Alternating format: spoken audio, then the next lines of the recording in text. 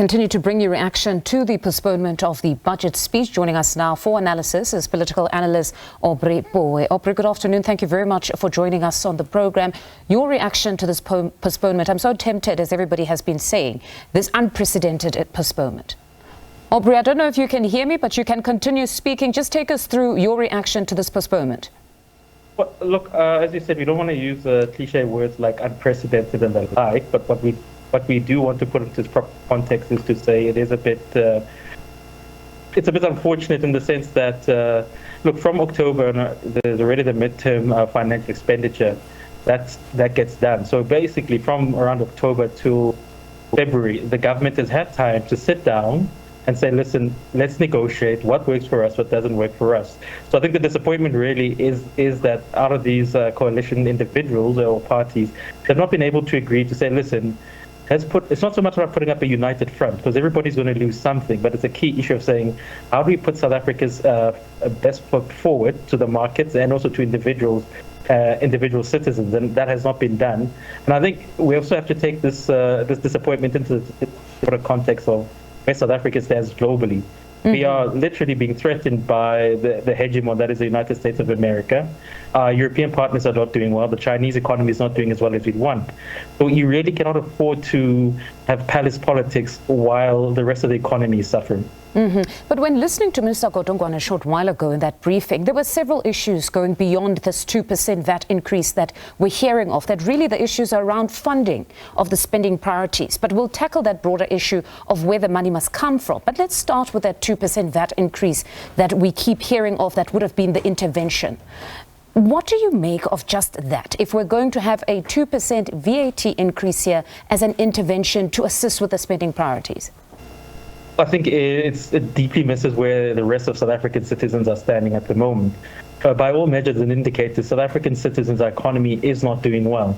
For you to want to go take whatever the shortfall might be from citizens and taxes really misses the point. And it's almost as though those that proposed it, and at this moment, until we get an official script in terms of what's happening, those that proposed it are deaf towards what the rest of South Africans are feeling. Just to put it into proper context for the watchers, just imagine, and this is how I always imagine it, that when you're going through a taxi and the prices are, let's say, 18 Rand, one thing you know about the taxi prices is that once they increase, they never go back.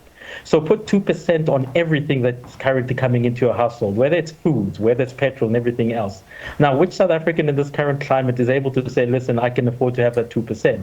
What citizens wanted to find from this coalition government moving forward was the idea of saying, if we're going to show leadership, it needs to start with how do we trim the state? And trimming here doesn't mean that you simply go for civil servants as an easy catch-all, but there's a key issue of saying, let's look at the ministries we have. Let's look at the political heads, the advisors that we have. Let's start trimming from that level.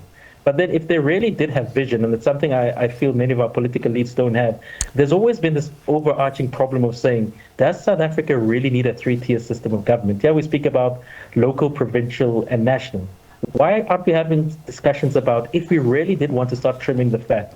Why do we have 272 or 278 municipalities? Why do we have 9 provinces? But unfortunately, it's almost too easy to say, listen, these taxpayers will foot the bill, forgetting where the context of unemployment is, forgetting the fact that in most households, people are literally just trying to get by. So the reason I use a taxi analogy is to say, you're basically saying, listen, we're going from 18 to 25, and you just have to live with that. It's tone deaf and really misses where South Africans are. But TK, if we were to talk about the 3 tiers of government, or perhaps reducing the number of provinces, one would say that possibly that is a long-term goal. But if we look at what they could do now, we've heard from many analysts that South Africa cannot borrow itself out of trouble anymore, but we've also heard that we cannot further tax citizens to meet the spending priorities. So what needs to happen in the short term? I mean, they've got until the 12th of March, or at least the 12th of March, there must be a budget that will be delivered in Parliament.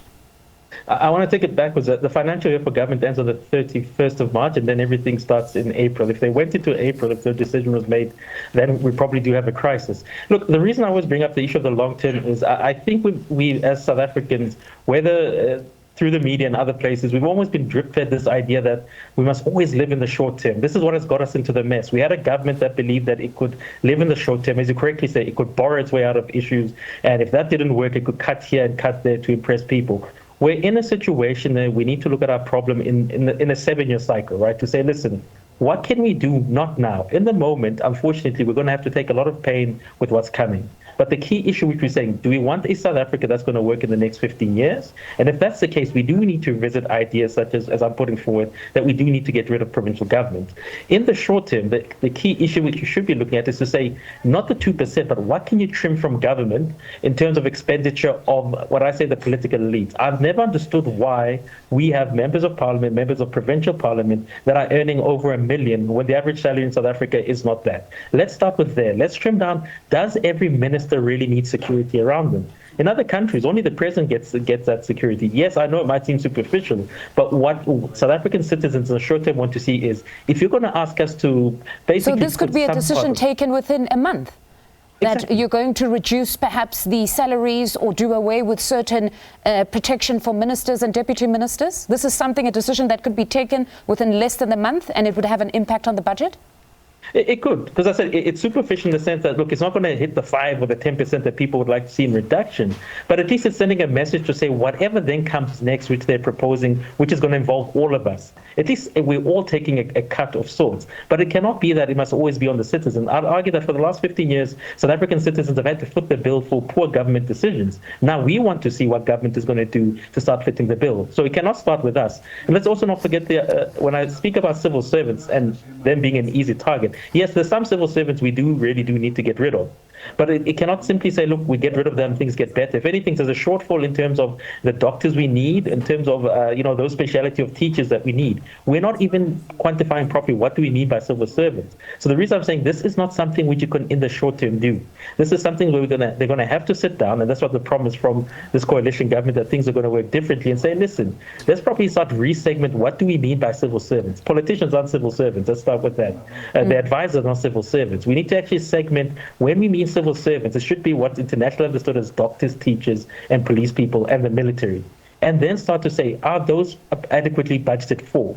Then you go to your bulk infrastructure, say, where are the blockages? Why is it that South Africa the South African government, when they do give out projects, cannot meet and agree on deadlines, build things on time so that there's no overruns? So that's how you start to do it in the short term. But unfortunately, this is not the discussion. I think it's almost too easy to go to the 2%. It's almost too easy for some parties to say, listen, we've got a bloated civil service. Mm-hmm. So I'm putting forward that we need to have a long-term discussion about this. All right. Dr. TK Pooe, thank you very much for your insights this afternoon. That is TK Pooe there. He's a political economist, just sharing his views post that postponement of the budget speech.